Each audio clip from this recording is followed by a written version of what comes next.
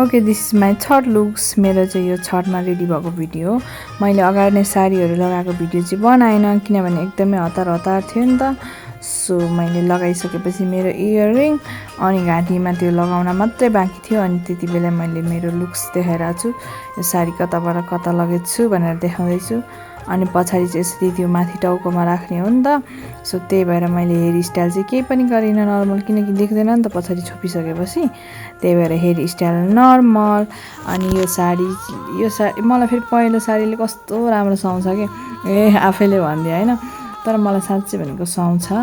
अनि यो साडी चाहिँ फेरि मेरो होइन, सासू मम्मीको हो, आमाको मम्मीको साडी हो। अनि मलाई यसरी उल्टो साडी लाउँदाखेरि चाहिँ त्यो अरू पनि साडी थियो नि त, तर पनि मलाई यसरी उल्टो पारेर साडी लाउँदाखेरि चाहिँ यो कटनको साडीले लगाउँदाखेरि चाहिँ एकदमै राम्रो कल्चर ड्रेस जस्तो कि अब हाम्रो उताको कल्चरै ड्रेस भनौँ न, यसरी साडी लगाएपछि हुन्छ नि त।